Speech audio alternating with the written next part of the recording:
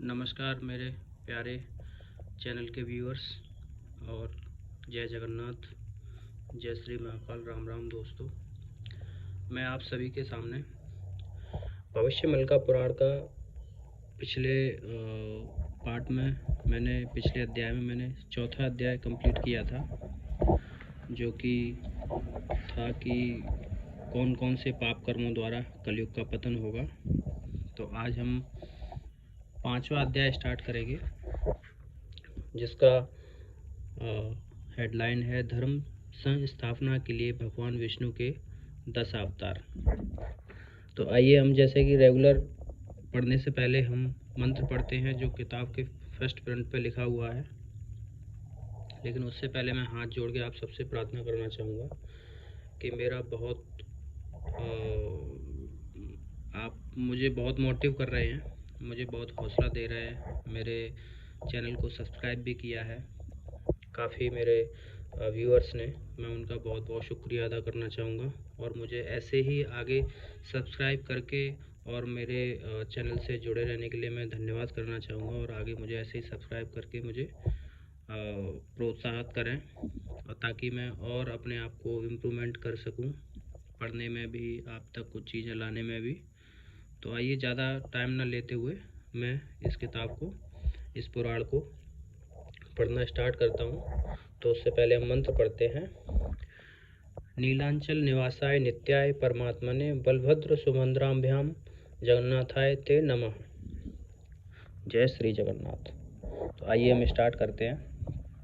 आज का पार्ट थोड़ा क्या है, लंबा हो सकता है, क्योंकि मैंने देखा है उसमें 20 पेज का है, तो वीडियो थोड़ी लंबी हो सकती है। आप चाहें तो इसको 2 पार्ट में भी देख सकते हैं, थोड़ा थोड़ा करके, लेकिन मैं एक ही वीडियो अपलोड करूंगा और इसको पूरा एक बार में पढ़ूंगा। चलिए आइए पढ़ते हैं। अध्याय नंबर 5, धर्म संस्थापना के लिए भगवान विष्णु के 10 अवतार।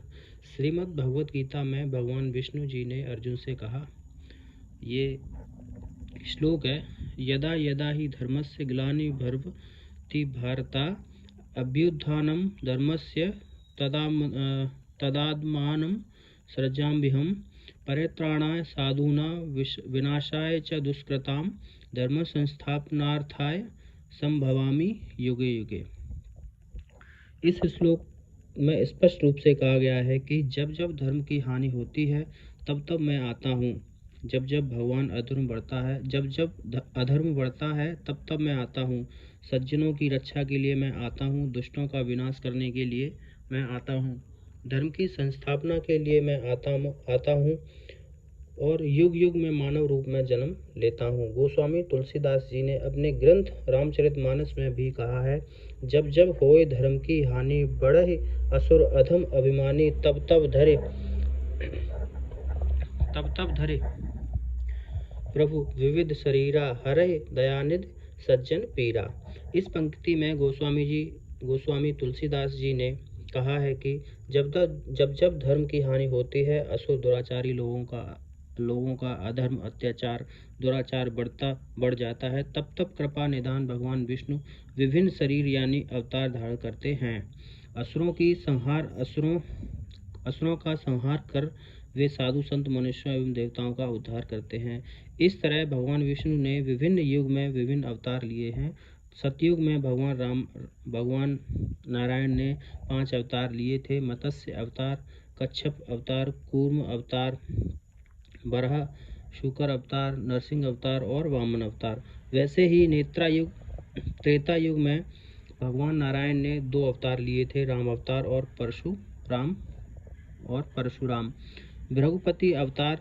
फिर द्वापर युग में भगवान नारायण ने 2 अवतार लिए थे, कृष्ण अवतार और हलधर बलराम अवतार। इस कलयुग में भगवान नारायण कुल 3 अवतार लेंगे। ऐसा बताया गया है कि 10 अवतार में से 2 का ही वर्णन किया गया है। कवि जयदेव महाराज के गीत गोविंद तथा भागवत शास्त्र आदि अनेक ग्रंथों में प्रभु के 10 अवतार के विषय में वर्णन मिलता है। उन 10 अवतारों के बारे में संक्षिप्त विवरण निम्नलिखित है। आइए हम भगवान के 10 अवतार के बारे में जानते हैं। सबसे पहला अवतार था भगवान विष्णु जी का मत्स्य अवतार। श्रीमद् भागवत महापुराण में भगवान के मत्स्य अवतार के बारे में महर्षि वेदव्यास लिखते हैं। मुझे ऐसा लग रहा है कि थोड़ा कैमरा सही नहीं है। मैं 1 मिनट इसको सेट करके वापस से इसको वीडियो को पढ़ता हूँ, किताब को पढ़ता हूँ। आइए हम तो पढ़ते हैं। अभी कैमरा पहले से सही है, तो बुक भी सही दिख रही है।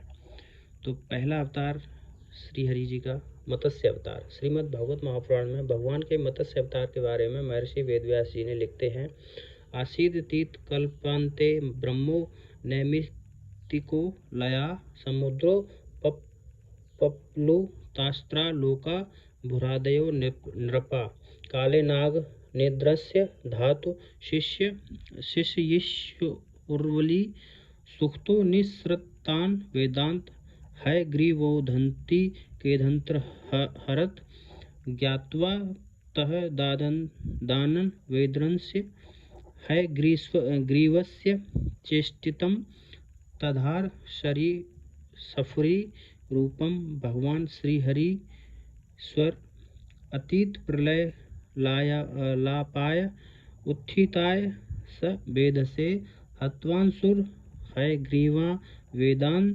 प्रत्याहर धरी। माफ़ कीजिएगा, ये श्लोक बहुत ही ज़्यादा कठिन था। मैंने पढ़ तो दिया है लेकिन बहुत सारे गलत वर्ड पढ़े हैं, मुझे पता है, लेकिन मैं उसके लिए माफ़ी चाहता हूँ उसके लिए कि मैं इसको सही से नहीं पढ़ पाया, क्योंकि मेरी संस्कृत इतनी अच्छी नहीं है। माफ़ी चाहता हूँ। चलो आगे हम चलते हैं। श्रीमद् भागवत महापुराण मत्स्य अवतार कथा अष्टम स्कंद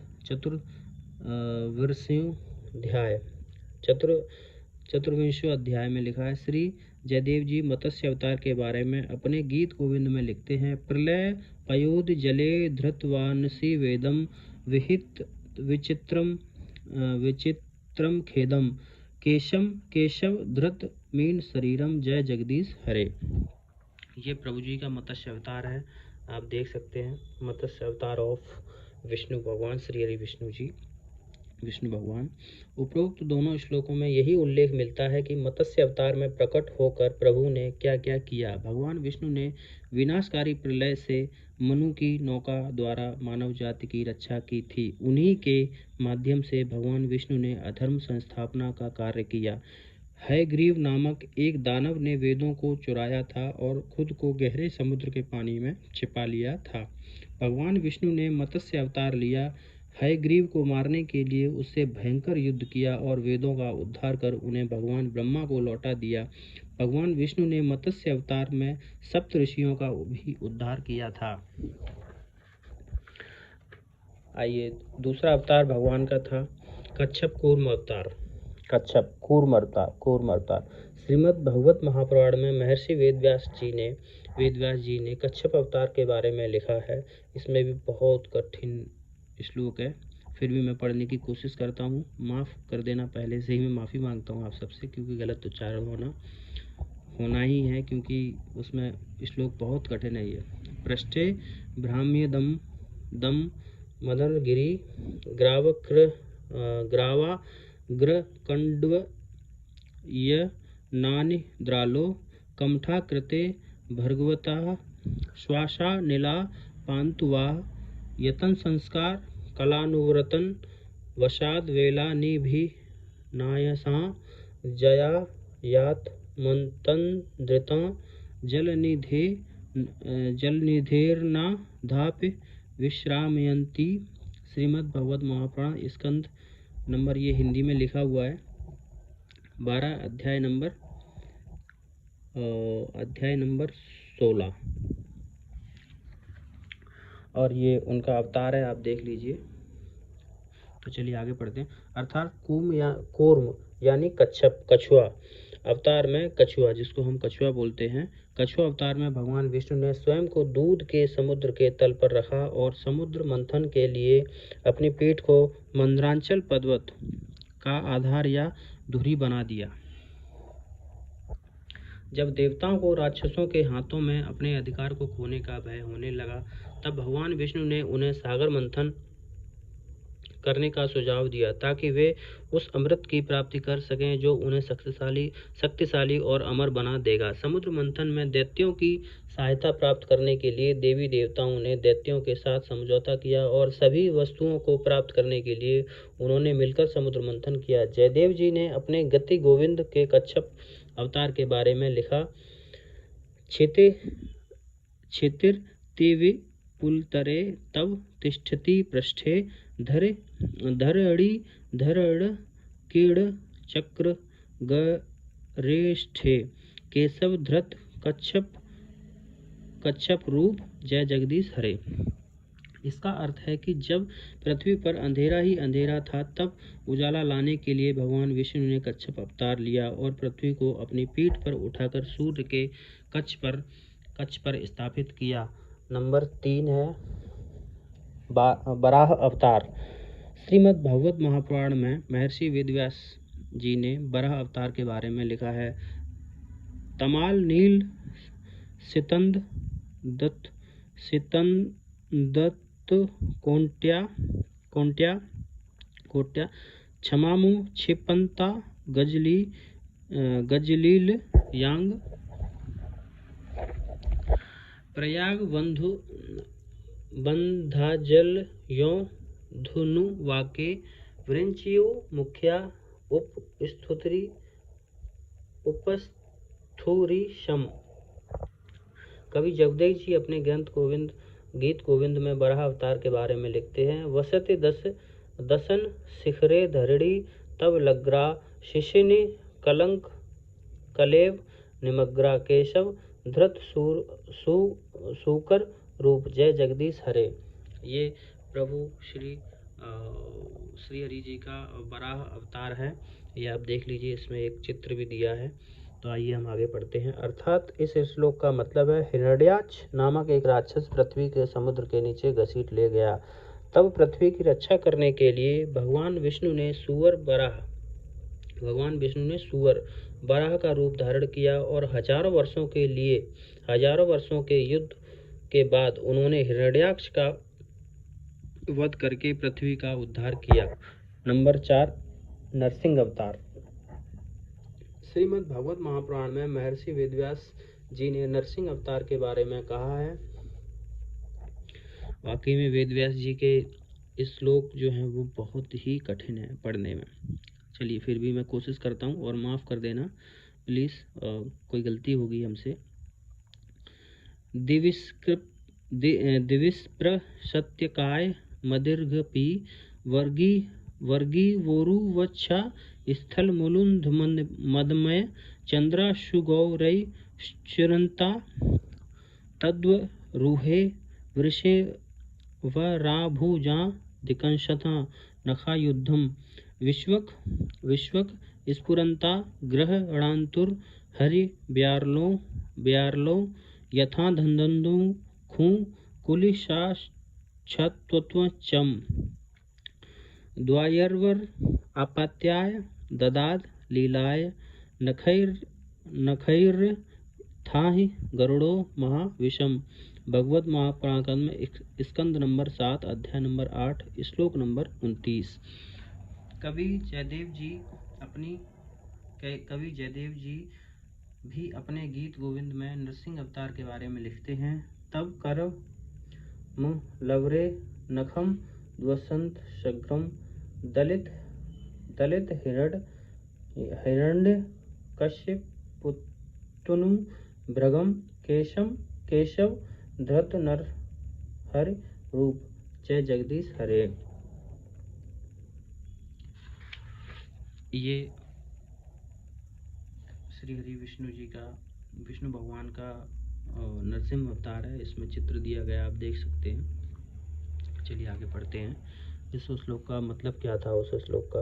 अर्थात उपरोक्त पंक्ति का अर्थ यह है कि इस अवतार में भगवान विष्णु ने आधे नर और आधे सिंह के रूप में अपने भक्त प्रहलाद को उसके पिता दानव राजा हिरण्यकशिपु के अत्याचारों से बचाया था। हिरण्यकशिपु को वरदान था कि वह न तो किसी नर या पशु द्वारा मारा जाए, न वायु जल या समुद्र में, न घर में, न बाहर, न दिन में, न रात, और न अस्त्र या शस्त्र से मारा जाए। इस अवतार को पाकर वह अपने आप को अमर मान बैठा था। भगवान नरसिंह एक स्तंभ से बाहर आए, हिरण्यकशिपु को अपनी गोद में लिटाया और दरवाजे के प्रवेश द्वार पर अपने लंबे नाखून से उसका पेट चीर डाला। भगवान विष्णु जी का पांचवा अवतार वामन अवतार। श्रीमद् भागवत महापुराण में महर्षि वेदव्यास जी ने कहा है, यत तद वरफु भात विश्व विभूषणाय दुर्व्यक्ति चद व्यक्तम धारयन्धन्तरि विभव तैनव स वामनो वटु संपस्य ते द्रव्य गतिर्यथा नटा। श्रीमद् भगवत पुराण में अष्टम स्कंद अष्टादशों अध्याय में श्लोक नंबर 12। धातु कुमंडल लुज्जलम तदु रुक्रमतस्य पदा बने जनन पवित्रतया नरेंद्र स्वरधुरिण्य भून्व भसी पतति निमार्षिटी लोकंत्र भगवतो विश्वदेव कीर्ति। श्रीमद् भगवत महापुराण स्कंद नंबर 7 अध्याय नंबर 21। कवि जयदेव जी ने भी अपने गीत गोविंद में ऐसे ही प्रमाण देते हुए लिखा है, छल यसी विक्रमणे बलि मध्व तो वामन पदन ख नीरज नित जन पावन केशव धृत वामन रूप। जय जगदीश हरे। उपरोक्त दोनों उल्लेखों का अर्थ यह है कि एक हाथ में जल का कमंडल और दूसरे में एक छाता धारण करने वाले बौने के रूप में वामन अवतार इंद्र के साम्राज्य को उन्हें पुनः प्राप्त कराने के लिए लिया गया था। ये प्रभु श्री हरि विष्णु जी का वामन अवतार है, ये आप चित्र में देख सकते हैं, ऐसा रहा होगा प्रभु का। तो आइए आगे पढ़ते हैं। राजा बलि हिरण्यकशिपु का प्रपौत्र था। उसने अपनी तपस्या के बल पर तीनों लोकों पर अपना अधिकार स्थापित कर लिया। जब उसकी प्रतिष्ठा इंद्र पर भारी पड़ने लगी, तब इंद्र ने अपना वर्चस्व स्थापित करने के लिए भगवान विष्णु से मदद मांगी। भगवान विष्णु ने एक बौने का रूप धारण कर राजा बलि से कहा कि वह उन्हें भूमि का एक टुकड़ा प्रदान करे जिस पर वह ध्यान न कर सके। बौने के 3 पक्के बराबर एक टुकड़ा प्रदान करे जो बौने के 3 पक्के बराबर प्रदान करे जिस पर वह ध्यान न कर सके। जब बलि ने उनके अनुरोध को स्वीकार कर लिया, तब भगवान विष्णु ने अपनी अलौकिक शक्तियों द्वारा करते हुए पहले 2 पग में पृथ्वी और स्वर्ग को नाप लिया और बलि को उसके राज्य के वंचित कर दिया। लेकिन राजा बलि ने अपनी उदारता दिखाई और भगवान से कहा कि वे अपना तीसरा पैर उसके सिर पर रखें। भगवान विष्णु बलि की उदारता देखकर प्रसन्न हुए और उन्होंने बलि को पाताल का राजा बना दिया। नंबर 6 परशुराम अवतार।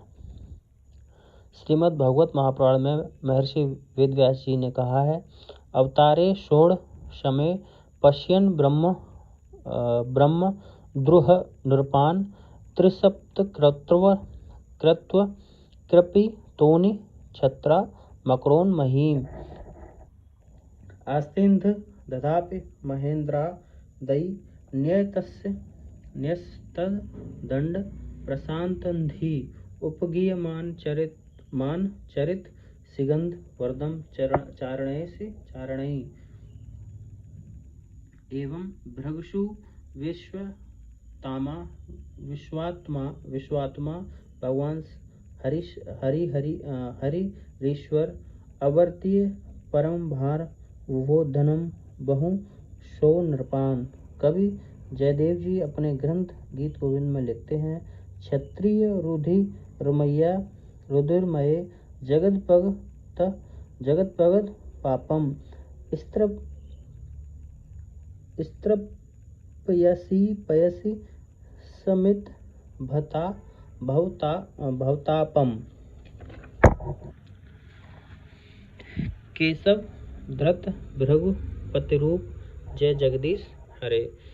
ये भगवान परशुराम जी का चित्र है जो एक अवतार के रूप में दिया गया है, जिनका परशु उनके हाथ में है। चलो आइए आगे पढ़ते हैं। दोनों श्लोकों में किए गए उल्लेखों का अर्थ है कि भगवान विष्णु ने त्रेता युग में परशुराम भृगुपति के रूप में अवतार लिया था। परशुराम दाहिने हाथ में एक कुल्हाड़ी के साथ उनके स्वरूप का वर्णन किया गया है। भगवान विष्णु के छठे अवतार हैं और इस अवतार के समय महाप्रभु परशुराम ने क्षत्रियों के रक्त रूपी जल से जगत के ताप और पापों को शांत किया।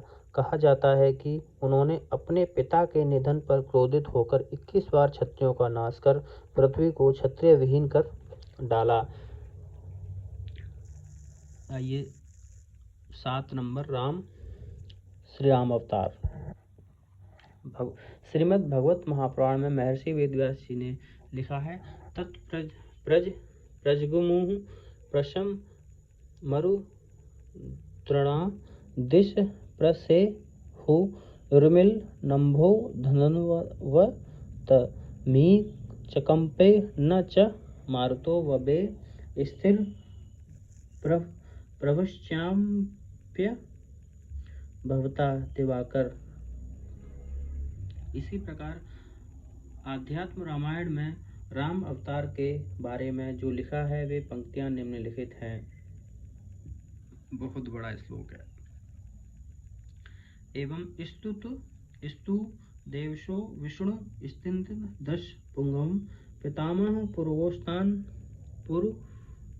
पुरोगास्तान सर्व लोकन मस्त्रता अव्रवीत त्रिदशान सर्वान समेतान धर्म संहितान सुपुत्र पौत्रान समन्ति ज्ञातिवाधवम हत्वा कुरुदूसरान धर्तस्य देवर्षिणा भयावहम 10 वर्ष सहस्राण 10 वर्ष शतानि च वतस्याम मानुषे लोके पायलन पृथिवीमीनां रावणेन हृत स्थानम स्कांक तेजसा सह त्वयाद निहत्तो दुष्ट पुनः प्राप्त पंद स्वकम। कवि जयदेव जी ने भी अपने गीत गोविंद में राम अवतार को स्थान देते हुए लिखा है।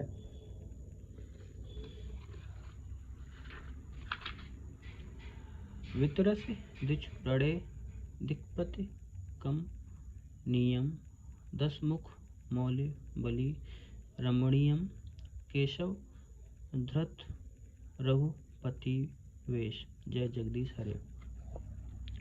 ये हमारे प्रभु श्री राम जी का अवतार के बारे में एक चित्र दिया गया है। आइए अब इस श्लोक का मतलब पढ़ते हैं। ऊपर दिए गए श्लोकों में बताया गया है कि भगवान राम विष्णु के 7वें अवतार हैं। इस अवतार में भगवान राम का उल्लेख धनुष और बाण के साथ किया गया है। उन्होंने दशानन रावण को मृत्यु के घाट उतार कर अपनी पत्नी सीता को बंधन मुक्त किया था। त्रेता युग में धर्म संस्थापना के कार्यों में यह प्रमुख कार्य था। इस कार्य में उनकी सहायता लक्ष्मण, उनके छोटे भाइयों में से एक और हनुमान वानर देवता ने की थी। इस कहानी का वर्णन महान महाकाव्य रामायण में किया गया है। श्री राम जीवन नैतिक उत्कृष्टता और विवाह की स्थिरता का बड़ा उदाहरण है। वे दुनिया के बेहतरीन राजा थे। प्रजा पालन में उनसे श्रेष्ठ शायद कोई नहीं था। वे एक प्रबल प्रतापी योद्धा और वीर थे। उनके नाम मात्र से ही असुर दुराचारी कांपते थे।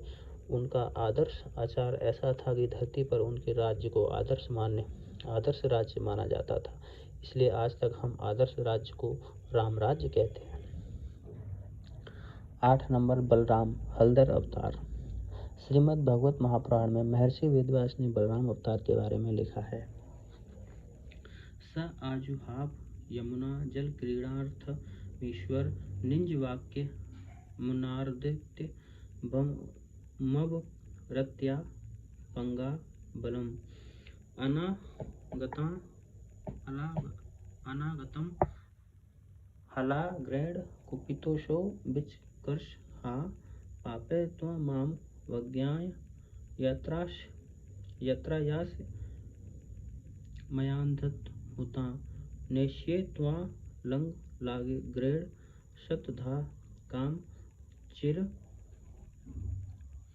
चारिणी एवं निर्वस्ता भीता यमुना यदुनंदनम उवाच चकिता वाच पतिता पद यौर्नप्रो। फिर एक जयदेव ने अपनी ग्रंथ गोविंद में हलधर अवतार के बारे में वर्णन किया है। वहस्य विपुष विशदे वसनम जलदाम्बम हलते भीत मिलित यमुनामम केशव धृत हल धर रूपम जय जगदीश हरे।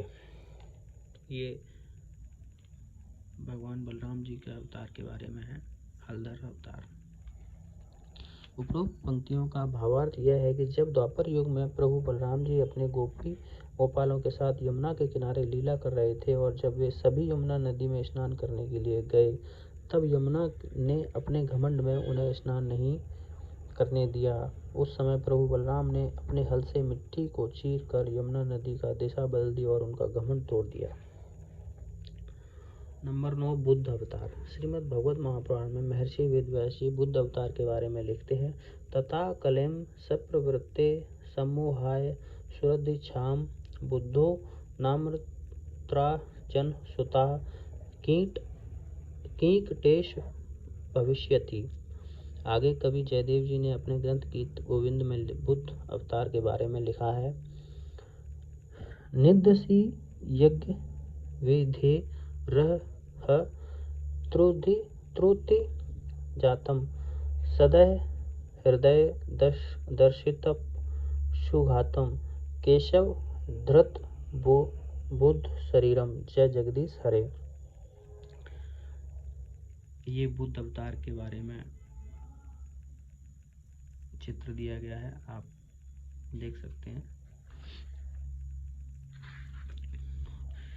आइए उस श्लोक का मतलब है। इन पंक्तियों में भगवान बुद्ध के बारे में कहा गया है कि वे भगवान विष्णु के 9वें अवतार हैं। कलयुग में देवद्वेषियों को मोहित करने के लिए उड़ीसा के कीकट नगर में अजन के पुत्र के रूप में उन्होंने जन्म लिया था, जबकि आवश्यक प्रमाण के बिना उन्हें नेपाल में जन्म लिया बताया जाता है। आधुनिक मान्यता के अनुसार गौतम बुद्ध ही बुद्ध अवतार हैं। कलयुग के अंत के कुछ वर्ष पूर्व उन्होंने अवतार लेकर यज्ञ में पशु बलि की प्रथा को हटाकर धर्म संस्थापना का कार्य किया था। नंबर 10, कल्कि अवतार। श्रीमद् भागवत महापुराण में महर्षि वेदव्यास जी महाराज कल्कि अवतार के बारे में लिखते हैं। ये कल्कि अवतार अभी तक आया नहीं है, हुआ नहीं है या हो गया है, अभी तो नहीं हुआ है वैसे। चलिए पढ़ते हैं, श्लोक पढ़ते हैं। अथस्यै युग संध्याया दस्यु प्रायेषु राजसु जनिता विष्णु यशसा नामत्रा कल्किर्ज गतपत्ति वादेवर्षि मोहयति याज्ञ क्रतून दर्हान शूद्रान कलो क्षितिभुजो निष्यदन्ते। कवि जयदेव जी ने अपने ग्रंथ गीत गोविंद में कल्कि अवतार में लिखते हैं। म्लेच्छ निवह निधने कलयसी करवालम धूमकेतु मिव कमपि करालम केशव धृत कल्क शरीर जय जगदीश हरे। ये आने वाले हमारे प्रभु कल्कि अवतार में ऐसे आएंगे घोड़े पर, आप देख लीजिए। चलिए आगे पढ़ते हैं। भगवान विष्णु के द्वारा धारण किए गए 10 अवतार में केवल कल्कि अवतार ही बाकी था। इस कलयुग में भगवान कल्कि धूमकेतु के समान भयंकर रूप धारण करेंगे। हाथ में एक बड़ा खड्ग धारण करके घोड़े पर सवार होकर दुष्टों, पापियों, अत्याचारियों, दुराचारियों, म्लेच्छों का विनाश करेंगे और पृथ्वी पर सतयुग के लिए धर्म स्थापना करेंगे। मुख्य तौर पर उपरोक्त दशावतार का वर्णन हर जगह किया गया है। इसे पढ़ने से क्या लाभ होता है, इसके बारे में श्रीमद् भागवत महापुराण में उल्लेख किया गया है। श्रवणवंता स्वकंथा कृष्ण पूर्ण श्रवण कीर्तना हृदंत स्थो हाम्रंभ प्राणी सुदुतस्ताम जन्म गृहंब भगवतो य एतत् प्रेतो नरा। साय प्रातानुगुणं भक्तन्त्या दुखा ग्रामाद विमुखते। श्रीमद् भागवतम प्रथम स्कंधा द्वितीय श्लोक नंबर 17। दशावतार को पढ़ने और सुनने से क्या लाभ होता है, इसके बारे में श्री जयदेव जी भी इस प्रकार में लिखते हैं। श्री जयदेव कवेरिदमुदितमुदारं शृणु सुखद शुभम भवसारम केशव धृत दशविधु रूपम। जय जगदीश हरे। अर्थात विष्णु भगवान के दशावतार स्त्रोत का पालन करना शुभ और सुखदाय होता है। इससे पढ़ने या सुनने से प्रभु की कृपा प्राप्त होती है और भव सागर से उद्धार होता है।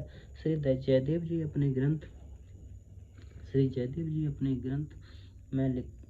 ग्रंथ गीत गोविंद में लिखते हैं। दशावतार स्तोत्र के अंत में लिखते हैं, वेदानुद्धरते जगन्त वह भूगोलते